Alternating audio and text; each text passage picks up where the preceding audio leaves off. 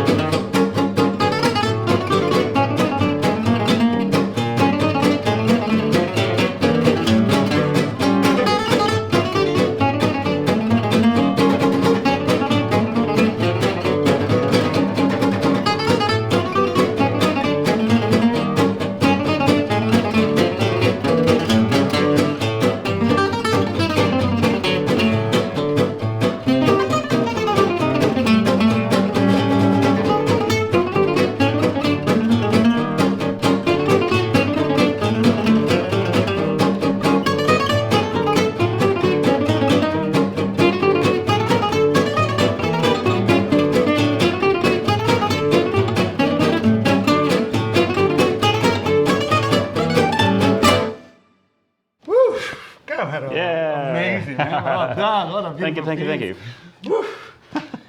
Wow. Hey, everybody. Welcome to Talking Music, and I'm here with my incredible, talented friend, Camaron De La Vega. Camaron is a guitarist, a composer, a bass player, a drummer, an incredible musician with so much creativity in his soloing and his expression, and it's just so much fun and a joy to be around. Camaron, thanks for being here. Thank you very much. How cool. My pleasure. What a beautiful song, yeah. Sahara Swing. Sahara Swing. Yeah, so what's the inspiration behind this amazing piece of music? Well, the name, it's always hard to find a name of something, I think, sometimes. About it, yeah. But the name Sahara Swing kind of has a nice ring to it. But I guess the meaning behind it is that the tune kind of goes a little bit sort of sideways harmonically into the Middle Eastern kind of realm, or the North African thing, you know, a little bit. Yet it still retains that sort of light happiness of the gypsy swing. So having that sort of that movement from really happy to all of a sudden really intense, you know. Totally, it is, right? You know, it has that a little bit of that going all the way through, you know, so it's sort of flipping from one to the other. So yeah, anyway, that was kind of the inspiration, I guess, behind it. Yeah, you know, it's beautiful. I love it. And yeah, I guess, you know, when we those talk two about, things. like, I guess, you know, this gypsy swing stuff and gypsy jazz, you got to talk about Django Reinhardt, right? That's right, absolutely, yeah, he's everybody's hero. Yeah, he's exactly. the founder of the style, and I think possibly, you know, one of the greatest talents still. Absolutely, yeah. You know, of absolutely. the style of music. You know, totally. He's, you know, you go back and listen to some of his solos and you're like, wow, man. I know, it's like endless studies, right? Yeah, like how did he do that, you know? Yeah, it's so creative. So yeah, it's a great style and it's become very popular over the whole world in the last, you know, 10 to 15 years, I think, was the real explosion internationally. Absolutely, although it probably was going on a lot in Europe with the gypsy guitarists, you know, since the time of Django. Yeah, absolutely. But And they have a very picked kind of up. specific guitar as well, right? Yeah, so these are just like the Selma style guitars. Yeah. You know, this one's made by Mateus in Spain, actually, yeah. the Spanish version. But yeah, the idea, I guess, behind these was they were built to be heard in the big bands. Okay, you know, so they had horns and, you know, drums and everything going, and there was no amplifiers. Yeah, sure. So at the time, that they were trying to develop an acoustic guitar that would cut through a little bit more than, say, the arch top, like the carved top F-hole guitars of the time. Sure. They sort of had a bit of sound, but they didn't have the same kind of light vibrancy of and these. they can almost sustain. Like, for example, if I play an A here, right? Yeah. And Play an A. it's just got that higher sound. Higher sound. I think originally they were designed with the larger sound hole and the shorter scale, and that became Even more sound, right? well, they kind of gave you a bit more bass, but didn't give you that like cutting sort of high register that would cut through the sound. Gypsy guitars with the little hole, they're more for soloists, and the bigger one for rhythm. In a way, yeah. I think traditionally that would have been the go, but Yeah. I think more recently, you know, people use either because of amplification and just tonal qualities of instruments. You know, the actual being able to play it loud acoustically is an advantage. You know, if you're playing with a trumpeter, as we know. But you know, having the long scale and the small sound hole sort of just amplifies the higher mid range and the treble sound a lot more. So, out of the box, you know. So, absolutely. So yeah, they're a fantastic little instrument, you know, and they have this specific sound that is gypsy jazz, I guess, and it really evokes that era of that 1930s Paris cafe swing kind of music. Totally. You know that. Everyone dressed up, super chic, smoking cigarettes. Yeah, that's drinking martinis or something. Absinthe. Absinthe. That's right. Yeah. Going insane. So yeah, it's a style, it's a thing, and it's, you know, they're not much good to do any other style of music on, but you know, but they nail it for the gypsy jazz. Absolutely, you know, like certainly you can do things with them, but they that pure gypsy guitar tone is really something unique to gypsy jazz guitar style, music. Yeah, of course, you know. So it's got its thing, you know, stylistically swing guitar. Yeah. Totally. But I wanted to go back. I want to talk to you, like, understand where does Camaron De La Vega comes from. Like, how did you become a musician? Like, did your parents play music? Did you start as a kid? No, actually, I was more really the black sheep of my family. Oh, really? I suppose. You know, we come from multi-immigrant background. Yeah. You know, we have Spanish and we have Polish and we have Scottish. Wow. Okay. And you know, I'm second generation, so my parents were born in Australia. Okay. Yeah. So we grew up really as Aussies. Okay, yeah, sure. And it was kind of weird that, you know, we didn't really have any connection to our ancestry culturally at all, really, when we grew up here. Yeah. So, you know, as you become an adult and start playing music and, you know, kind of feeling your way through the society, and you think, there's something's missing in my adventure here. So when I first went to Europe, went to Spain and discovered the flamenco guitar, really, it was the one that really caught me, I think, first. You know, I already been playing guitar and other instruments for some time, but... Yeah, because you like played drums as a kid, yeah, well, bass? originally, I was totally into rhythm, I think, and that's how I got into playing drums. Yeah. And when we were like at school, I would have a friend from another school who played drums, and he was like the guy who was my inspiration, I guess, you know, because he'd been playing drums for some time before I even had played a drum kit, you know, And then he was in this band with the school, and there was a singer and a guitarist, and him on the drums, and they'd have these weekends up at the property where they'd have rehearsals, which was basically a chance to party, but and play music at the same time, And so the singer, he had a bass guitar and a bass amp there, ready for this bass player who never kept showing up, Weekend after weekend he wouldn't show up. So one time after about that happened 2 or 3 times, and I was like, oh, well, I said to the guitarist, why don't you just show me, where to put my fingers, and I'll try and play the bass, because I'm just sitting around here listening to you guys play songs without a bass player. Wow. But did you already play like a little bit of guitar and stuff? Nothing. Oh, wow. So he just showed me where to put my fingers and how to play the notes, and I was like, I kind of had the gist, just naturally, I think. Yeah, I remember, I think I really impressed my drummer friend at that time, because I got on the drums for the very first time on his drums and just started playing a beat. Yeah. And he was like, oh, how'd you do that? And I was like, I don't know, I watched people and, you'd watch Rage or MTV or whatever it was at the time. It was Saturday morning music show that was on, I'd be up always to watch the video clips, of the bands that were around, all the Aussie bands at the time. Awesome. And so that's how I got into playing string, was really by default, because I would go to these jam sessions just because I was into drums. And then after that, happened that they needed a bass player, and I started doing that. We did a few gigs, and that was around the time of it was high school, but it was still pretty crazy, I suppose. Yeah, cool. How fun. What kind of music were you guys playing at the time? Well, actually, we were into all kinds of things. A lot of the Police, because I love Stuart Copeland and what's the guitarist from the Andy Police? Summers. Andy Summers. Yeah, he's great. He plays gypsy jazz as well. I didn't know. Yeah, I've seen. Yeah, a friend of mine from Brazil. This guy.